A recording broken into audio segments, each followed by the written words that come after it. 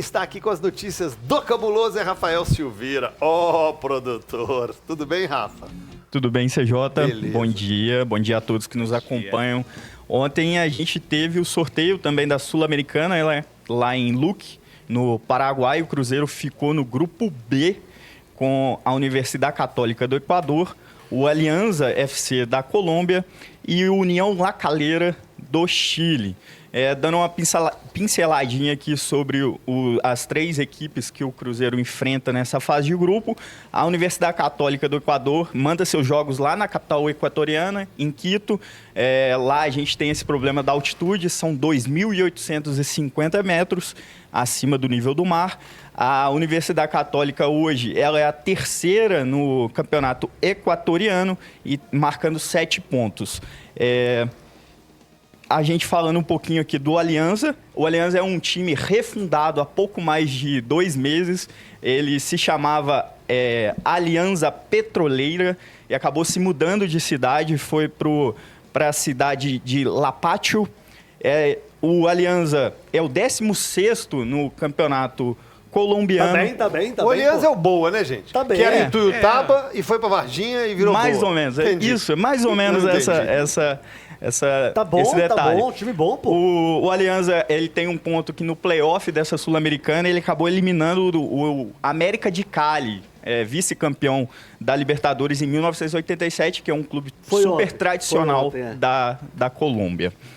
E o União La Calera tem um porém aí que o time chileno, a cidade de La Calera, ela tem pouco mais de 50 mil habitantes, ela fica ali no meio do deserto, no Chile, e lá não tem aeroporto, então vai ser uma logística para o Cruzeiro chegar a essa cidade.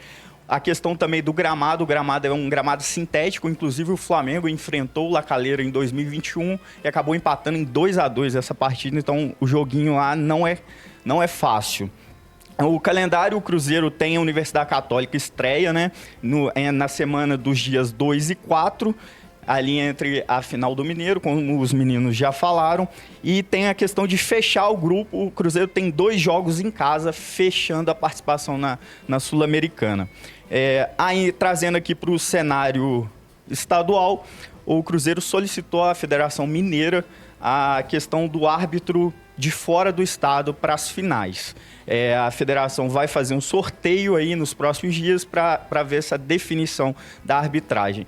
E o Cruzeiro se reapresenta amanhã à tarde, depois desses 2 dias de folga que o Cruzeiro teve aí nesses últimos dias. Boa, Rafa. Então a estreia é no Equador. Isso, em Quito, o Cruzeiro. 2.800 metros. Cruzeiro joga no Equador, Atlético joga na Venezuela. Entre clássicos. Entre clássicos. Entre as finais do Mineirão. Ficou ruim, né? Ficou ruim.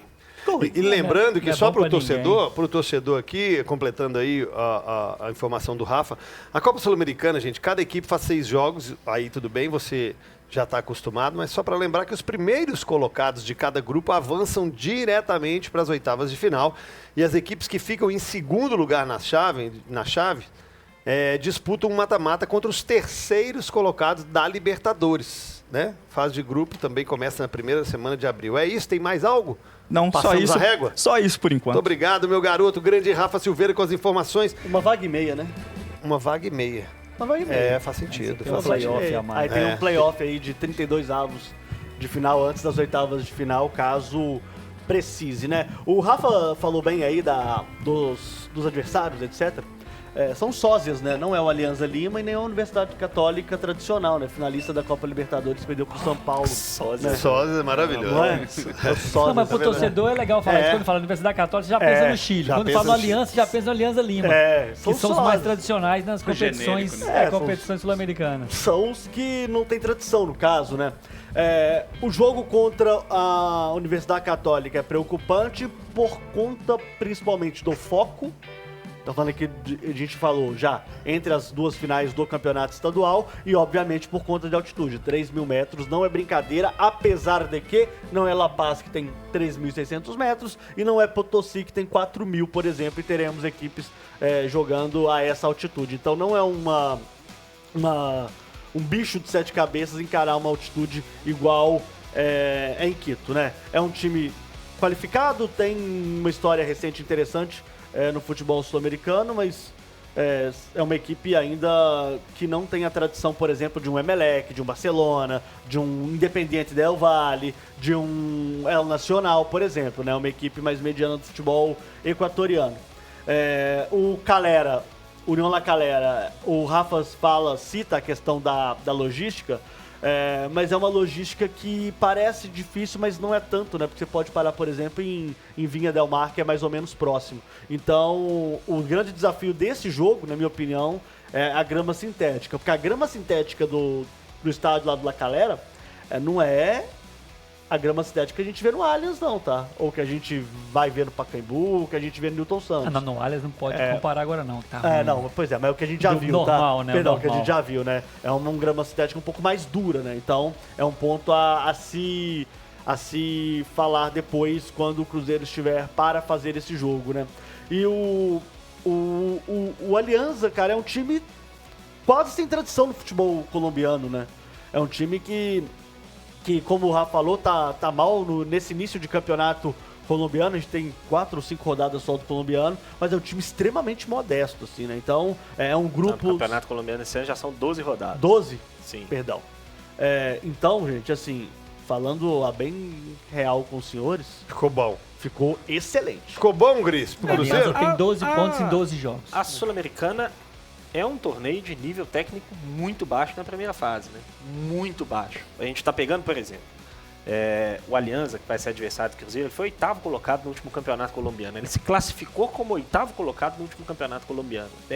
Assim, é muita vaga para um país que não tem hoje tantos times em condições de disputar torneios continentais. Eles foram sexto colocado no Apertura, e aí acabaram sendo eliminados na segunda fase, e 9º colocado no Clausura, nem se classificou para a segunda fase do campeonato colombiano. Então, assim, time muito modesto, time sem experiência em competições internacionais,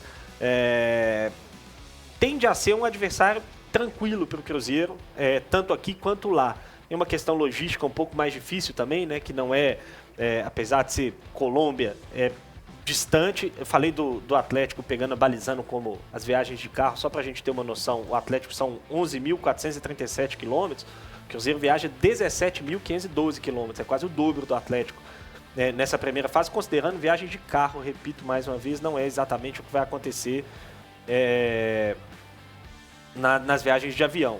A Católica do Equador também é um clube muito modesto, né, que não tem tanta experiência também ainda em competições internacionais. Foi 6º colocado no torneio da primeira fase, né, que eles chamam do Campeonato Equatoriano no ano passado, 7º colocado na segunda fase, se classificou como 7º colocado da classificação geral do Campeonato Equatoriano do ano passado. Começou bem esse ano, tem um treinador que a gente conhece porque enfrentou a América em 2022 na Libertadores, é o Jorge Célico, que era técnico do Barcelona, que enfrentou a América na pré-Libertadores em 2022, foi técnico da seleção equatoriana sub-20, técnico interino da seleção principal, é um grande revelador de jogadores e é o que tem a Universidade Católica hoje, um time muito jovem, com alguns poucos jogadores experientes, entre eles aí o Facundo Martínez, meia de 38 anos, que é o jogador mais experiente, o destaque do time. E para fechar, o União La Calera, CJ, que também se classificou em 8º no campeonato chileno, foi o último classificado para a Copa Sul-Americana, né, o pior classificado na teoria para a Copa Sul-Americana, muito mal nesse início de temporada, 13º só no campeonato chileno, e que é um time que tem muitos jogadores veteranos, acho que isso pode pesar. Tem o Luciano Alwe, jogador experiente, passou por time argentino, passou pelo futebol mexicano, bom de bola parada, jogador muito experiente de 37 anos, e tem um centroavante que é reserva lá, tem sido reserva lá, que é o Gigliotti, passou pelo Boca, passou por vários clubes argentinos, centroavante de muita força física, muito experiente, de 36 anos. Tem alguns jogadores um pouco mais rodados do La Calera, o que pode pesar um pouco para dificultar o confronto. Mas enfim, o Cruzeiro é bem favorito para se classificar. Sul-Americana nessa primeira fase é um torneio de nível técnico bem baixo. Nós estamos falando de 3 clubes que estão longe de serem protagonistas nos seus países. Perfeito. Hoje o Brasil já tem uma diferença gigante em relação a até mesmo a Argentina. Quando você fala de Chile, de Colômbia, de Equador, e pega times de meio de tabela, de 8ª colocação, O Cruzeiro é muito favorito. Como o Gris pega aqui, 8º colocado no Campeonato Colombiano. Se você pegar um 8º colocado no Campeonato Brasileiro, corre o risco de você pegar um time muito bom, nós né? estamos falando aí de Red Bull, nós estamos falando aí de Inter, de Fortaleza, São Paulo, de Fortaleza. São Paulo. Então, assim, o É nível bem técnico diferente. hoje é gigante entre Brasil e país sul-americano. E falando ainda de Chile, Colômbia, Equador, o Cruzeiro tem totais condições de passar com certa tranquilidade. Vocês falaram